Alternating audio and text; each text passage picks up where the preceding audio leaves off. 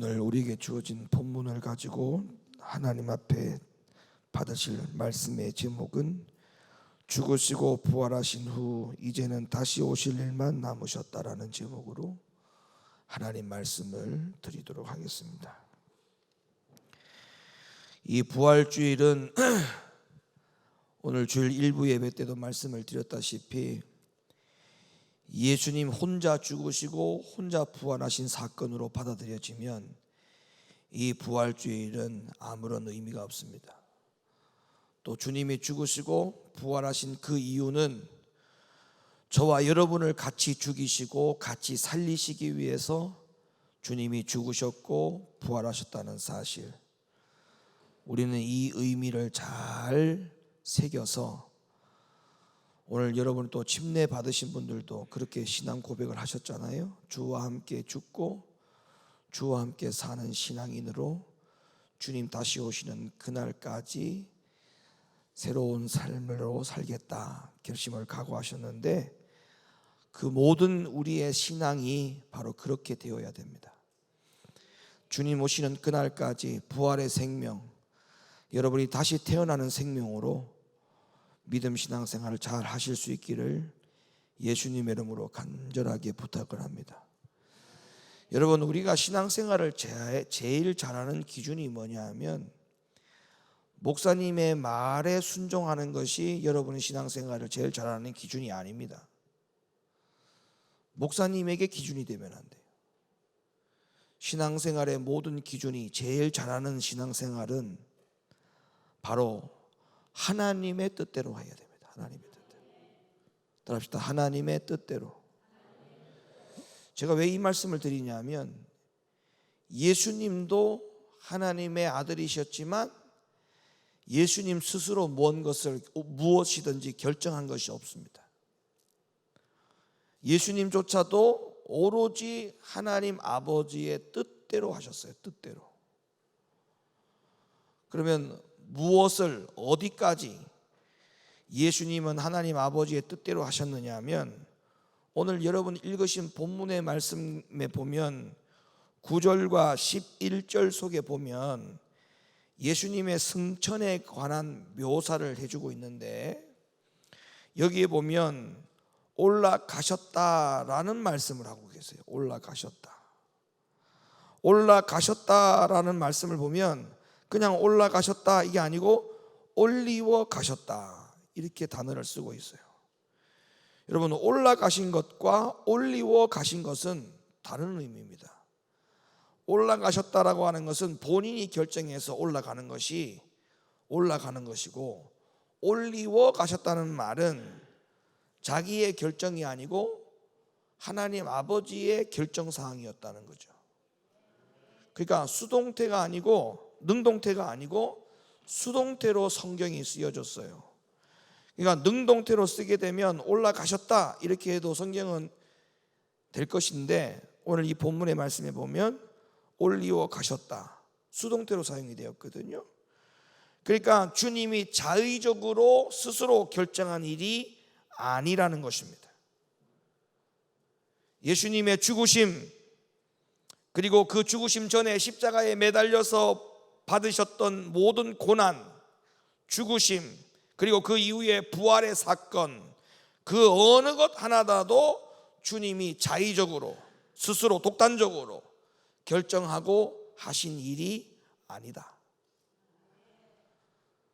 그러면 그 하나님 아버지께서 예수님에게 그런 명령을 하셨고, 예수님이 그 모든 명령을 순종하신 이유는 다 뭐 때문에, 그리고 예수님께서 하나님 아버지가 그렇게 명령하셨다고 해서 왜 예수님은 아무런 반항을 하지 아니하시고 십자가에서 죽으시고 부활을 하셨을까? 바로 오늘날 저와 여러분 때문에 그런 일들을 하신 거예요. 그러면 오늘날도 우리의 모든 신앙생활의 기준이 자의적으로 내 생각과 내 판단으로 무엇을 결정을 할 것이 아니라 하나님 아버지의 뜻에 따라, 하나님의 말씀에 따라 계명 지키고 순종해서 믿음 신앙생활 하는 것이 가장 적합하고 옳은 기준이 되는 것입니다. 그래서 사랑하는 성도 여러분, 우리는 주님이 우리들 가운데서 행하신 모든 일들은 다 나를 위한 것이었다는 사실을 분명히 명심하시고, 주님 오시는 그날까지 주님이 우리에게 주셨던 부활의 생명, 그 부활의 생명을 가지고 거듭나서 주님 오시는 그날까지 든든하고 담대한 믿음 신앙생활을 잘 감당하실 수 있기를 예수님의 이름으로 간절히 축원합니다. 하루는 예수님이 제자들을 향해서 예루살렘에 모여가지고 하나님 아버지의 약속을 기다리라고 했을 때에도 예수님의 관심사는 오직 성령을 염두한 얘기였는데도 불구하고 제자들의 관심은 예수님의 약속에 대해서 오해를 했습니다. 기다리라고 하니까 하나님이, 예수님이 우리들 가운데에 기다린 자에게 땅의 것을 무언가를 주시는 줄로 알고 오해를 한 거예요. 다시 말하면 제자들조차도 땅의 것에 관심을 두었다는 것입니다.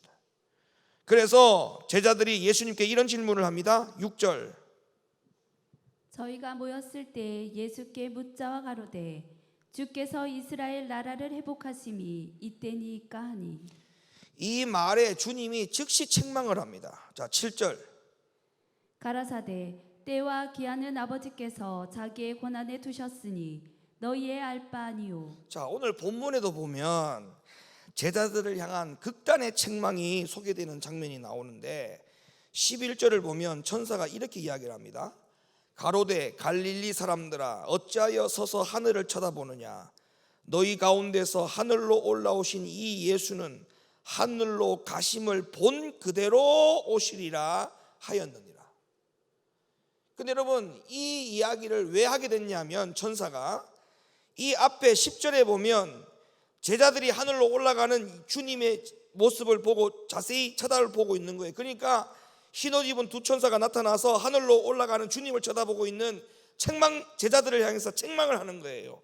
어찌하여 서서 하늘을 쳐다보느냐. 그런데 여러분, 이 책망의 뜻은 뭔지 압니까? 왜 책망한 줄 압니까? 어째서 너희들은 하늘만 쳐다보느냐. 그러니까 제자들이 책망받은 일들을 정리해 보면 이런 거예요.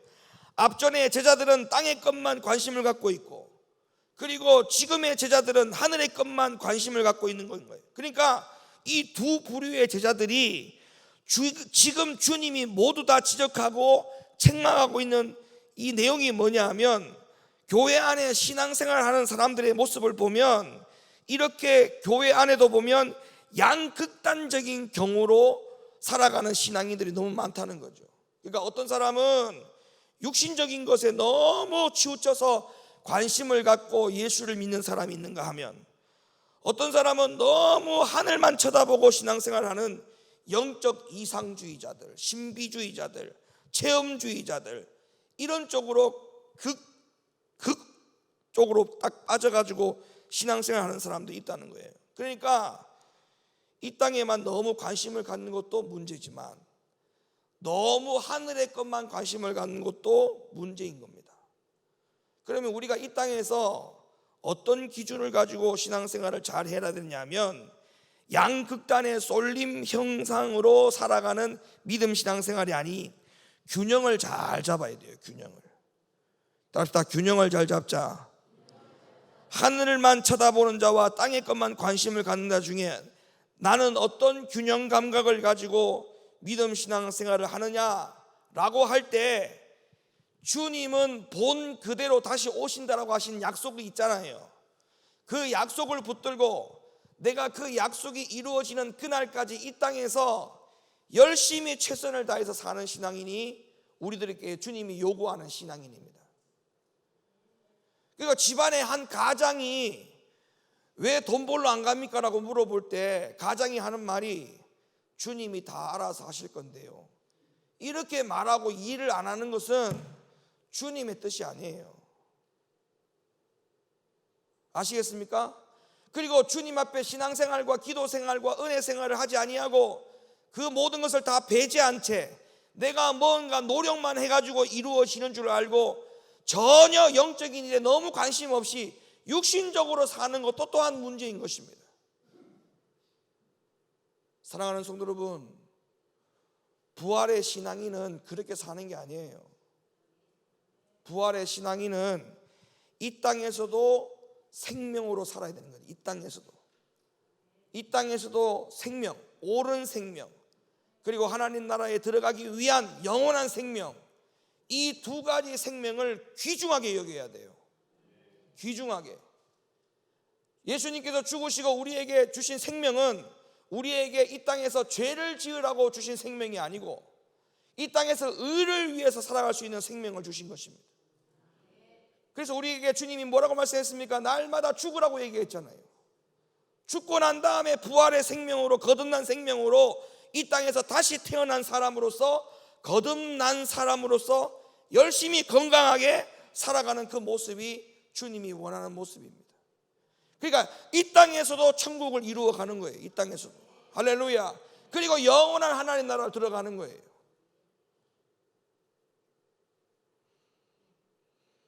우리가 이 땅에서 부활의 생명으로 사는 게 뭐냐 하면, 하나님 말씀을 딱 들었을 때 그 말씀에 순종하고 싶어하는 마음이 생기는 게 생명의 부활의 생명으로 사는 사람이에요. 육신적인 생명으로 사는 사람은 하나님의 말씀의 계명을 가지고 살려고 하는 의지가 보이지 않습니다. 우리가 왜 교회 일에 봉사하고 충성합니까? 다른 거 아니면 없어요.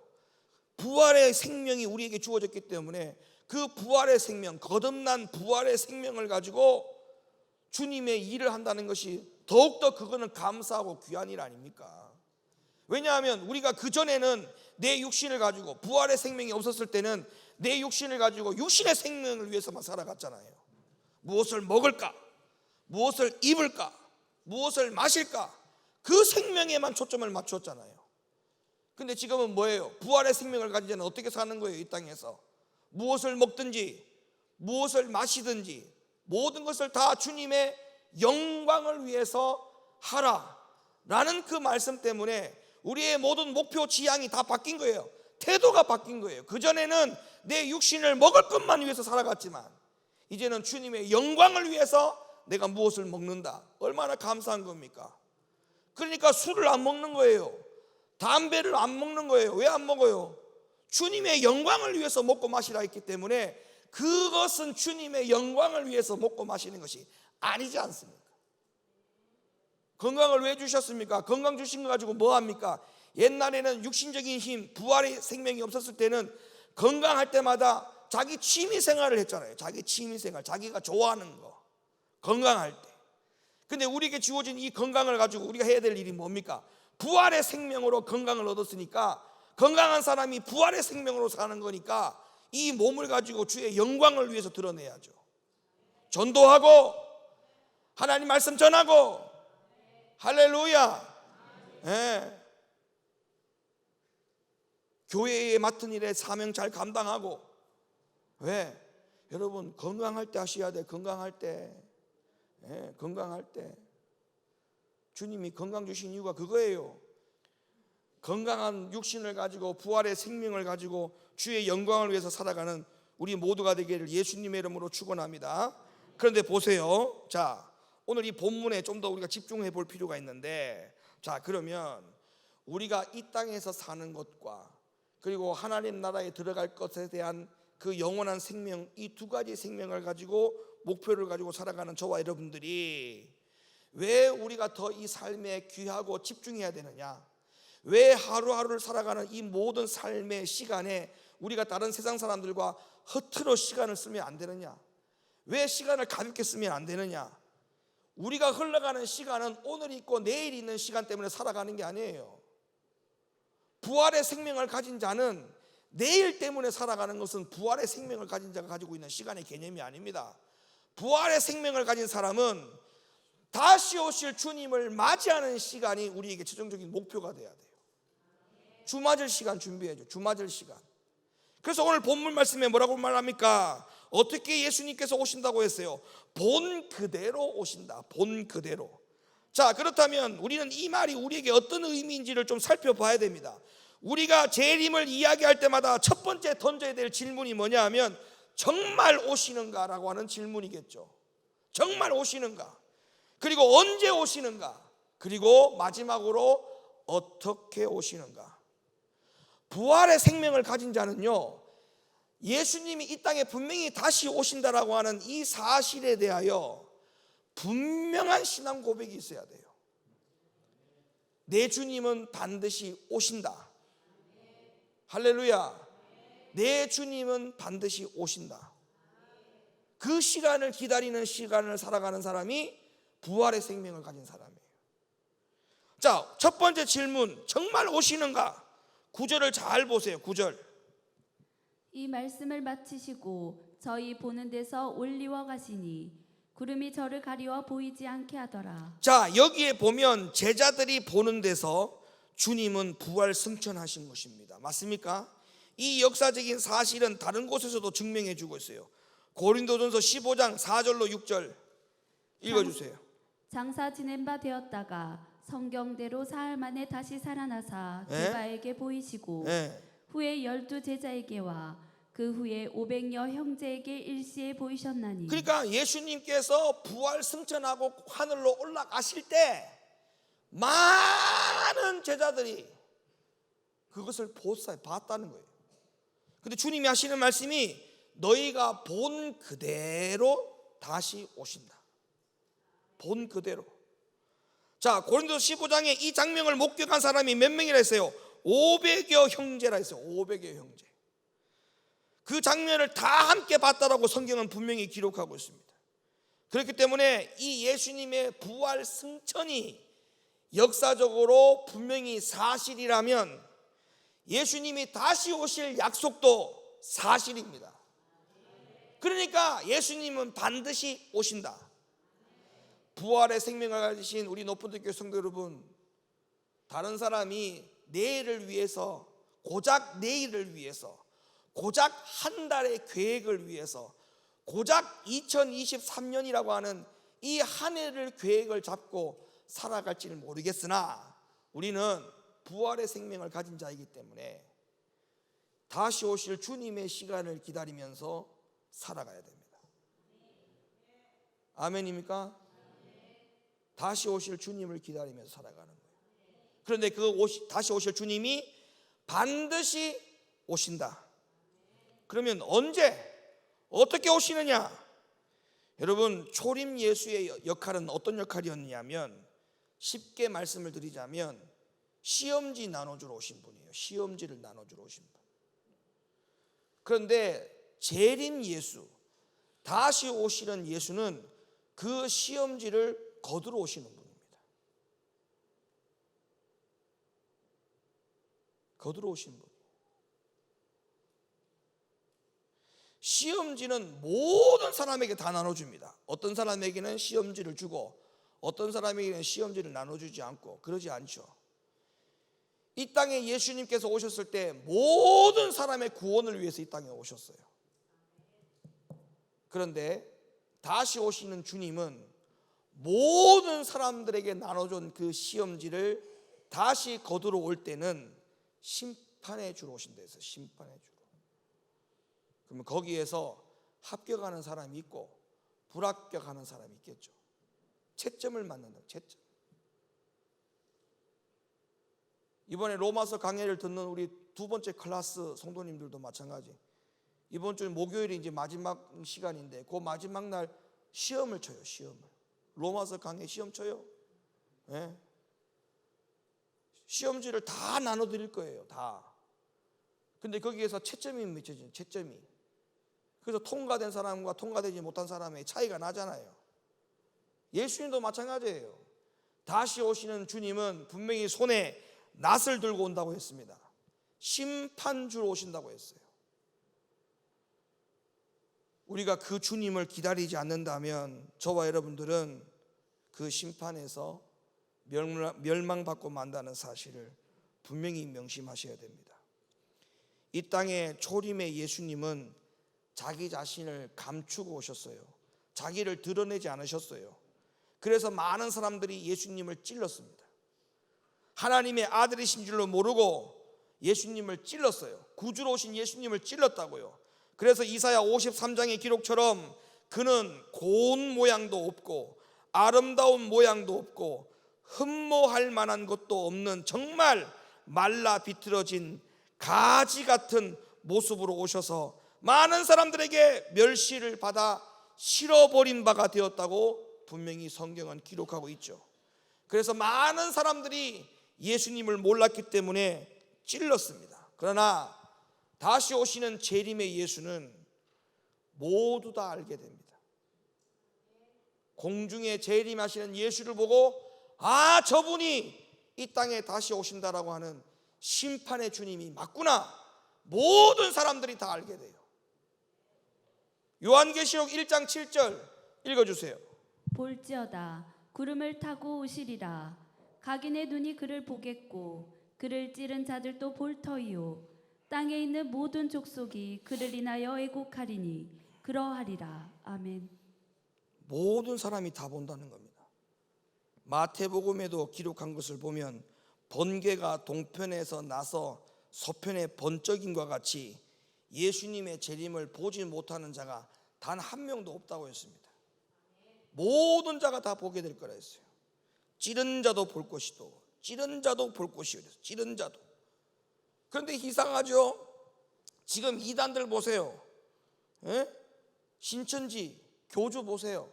자기가 구주 예수로 왔다고 이야기합니다. 그분을 구주 예수로, 재림하시는 예수로 여러분들이 봤어요, 안 봤어요? 모두 다 보게 된다 했잖아요. 이 세상 모든 사람들이 동에서 번쩍임과 같이 서에서 번쩍임과 같이 다 그를 알게 될 거라 했잖아요. 신천지 교주님이 이 땅에 예수님으로, 재림의 예수로 오실 때 여러분 봤다 손들어. 나 봤다. 그분 봤다. 못 봤다 손들어. 그러면 그분은 재림 예수가 아니에요. 아니에요. 안상홍이든 뭐 안상홍의 어머니 장길자든 누구든 간에 박태선이든 문선명이든 아무리 그들이 재림 예수라고 말을 한다 할지라도 성경적으로 우리는 그들을 본 적이 없습니다. 좀 자기들끼리 좀 한 테이블에 모여갖고 의논해가지고 한 사람으로 결정해 줬으면 좋겠어. 각자 자기가 예수라고 말하지 말고 좀 잘 모아갖고 밥 한 끼 하고 자기들끼리 좀 모아갖고 여기서 결판을 좀 내자 이래가지고 여기서 누가 재림 예수로 할래 1대 2대 3대 4대 5대 이렇게 나누든지. 왜 말도 안 되는 가지고 사람을 그렇게 미혹하고 현혹하는지 도무지 알 수가 없어요. 여러분, 우리는 부활의 사람입니다. 아멘. 오늘 이 부활주일날 삶은 계란 가지고 가는 사람 되지 말고 내 안에 부활의 예수가 있어야 돼요. 부활의 예수. 답시다. 나는 다시 산 사람이다. 이 부활의 생명을 가지고 무슨 일을 하든지 간에 그 사람은 부활의 생명으로 하는 자입니다.